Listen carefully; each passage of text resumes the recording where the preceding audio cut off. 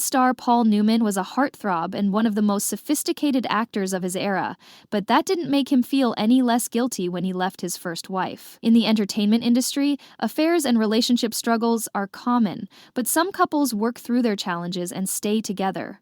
However, for Paul Newman and Jacqueline Witt, their marriage faced difficulties that became too much to bear. Newman, a highly acclaimed actor with an Oscar and 3 Golden Globes to his name, had been unfaithful during his marriage to Witt. The guilt of leaving her and their 3 children weighed so heavily on him that he sought the help of a psychiatrist. Born in January 1925, Newman grew up in Ohio with his older brother, his father who owned a sporting goods store and his mother who was a homemaker. Though he participated in school plays, his main passion in his younger years was football. After graduating high school in 1943, he attended college for a time but eventually dropped out to join the Navy. His goal was to become a pilot, but due to colorblindness, he was ineligible.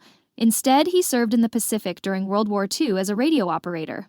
When his service ended in 1946, he returned to college at Kenyon College, where he was part of the football team and received an athletic scholarship.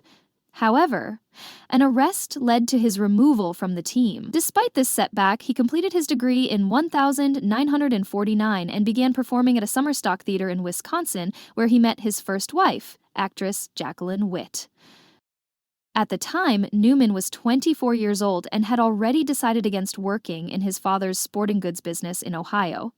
Witt, on the other hand, was a 19-year-old college student who had not yet completed her education.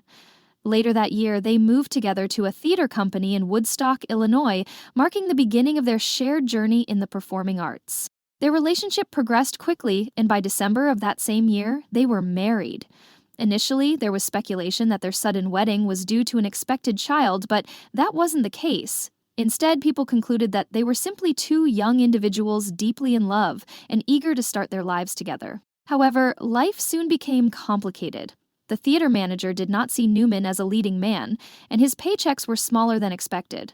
When Witt became pregnant, Newman even considered giving up his acting career to provide for his growing family. Around the same time, he faced another personal challenge, the passing of his father.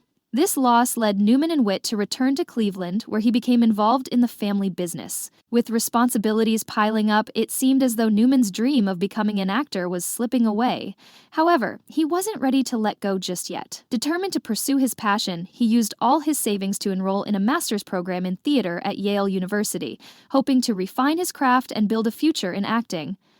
Determined to stay connected to the world of acting, Newman enrolled in the Yale School of Drama, believing that if he couldn't succeed as an actor, he could at least teach the craft. However, after just 1 year, he decided to leave Yale and move to New York, where he trained at the prestigious Actors Studio alongside legendary talents like Marlon Brando, James Dean, and Geraldine Page. Moving to New York turned out to be one of the best decisions of his career.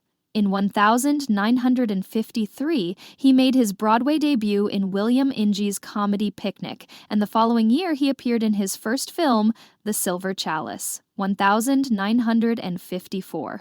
During this period, his family also continued to grow, as he and Witt welcomed 2 more children, Susan and Stephanie. Throughout the 1950s and 1960s, Newman's career flourished. He became one of Hollywood's most respected actors, earning multiple Academy Award nominations. In 1987, after years of critical acclaim, he finally won an Oscar for Best Actor for his remarkable performance in The Color of Money. Though his journey to success was filled with struggles and hard work, Witt was there for him through it all. However, despite her support, their marriage ultimately faced challenges, and Newman was unfaithful, a decision that deeply affected their relationship and led to its end. While working on Picnic in 1953, Newman met fellow actress Joanne Woodward, who was the understudy for the play's leading lady. Since they frequently rehearsed together, they quickly formed a close friendship. However, Woodward initially saw Newman as nothing more than a handsome actor. The fact that he was married with a growing family made her view him as someone off-limits. Newman, on the other hand, was immediately drawn to her. He admired her modern, independent nature, which contrasted with his own shyness and traditional outlook. Meanwhile, his marriage with Witt was already beginning to fall apart.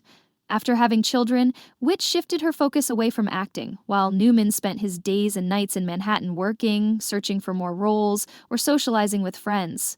So this created tension in their marriage, as Witt resented being left alone to care for their children. Over time, her suspicions about Newman grew, especially as his feelings for Woodward deepened. Newman began spending more and more time with Woodward, which only heightened Witt's suspicions. Despite the growing tension, they remained together. In 1956, after the release of Somebody Up There Likes Me, Newman and Witt hired a babysitter and went out to celebrate at a restaurant. However, just after midnight, Newman abruptly left Witt and their friends, deciding to go for a drive. That night took a troubling turn when he was arrested for driving under the influence after crashing into a fire hydrant. It later became clear that his reckless behavior stemmed from the guilt he felt over the state of his marriage and his growing feelings for Woodward. Alcohol became his way of coping with the emotional turmoil. Following his DUI arrest, Newman finally admitted to Witt that he was in love with Woodward. However, Witt was unwilling to let go of their marriage. She believed that their family deserved to share in his success, especially since he was the one who had broken their vows. Despite her resistance, Newman saw things differently. In his eyes, Woodward was the ideal partner, and he could no longer ignore his feelings. Regardless of how it affected Witt or their children, he made the difficult decision to leave. The breakup was emotionally challenging for Newman, and he even sought help from a psychiatrist to cope with the guilt and turmoil.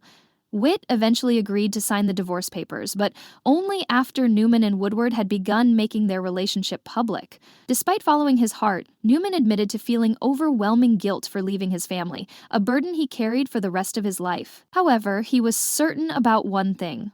Woodward was his soulmate. In 1958, they married in Las Vegas, beginning a lifelong partnership that lasted over 5 decades until Newman's passing in 2008 at the age of 83. Together, they had 3 children, Nell, Melissa, and Clea. Clea once described her parents' relationship as deeply passionate, with a rare and intense connection. Despite their strong bond, Newman's children sometimes struggled with his demanding career and the pressures of being his offspring. Though he was a devoted husband, he was not always the most present father, and at times, his children felt overwhelmed by the weight of his legacy. Newman's stardom had a profound impact on his children, especially those from his first marriage with Witt. They often felt like outsiders in his new life, struggling to find their place. The most heartbreaking consequence of this distance was the tragic fate of his son, Scott, who battled substance abuse for years. At the age of 28, Scott passed away from an overdose. Although devastated, Newman later admitted that he had been bracing himself for that heartbreaking news for a decade. Unable to process the grief openly, he buried himself in his work and rarely spoke about his loss. Despite his silence, his family later honored Scott's memory by establishing a center for drug abuse prevention and rehabilitation in his name, ensuring that his struggles would help others in need. Rest in peace.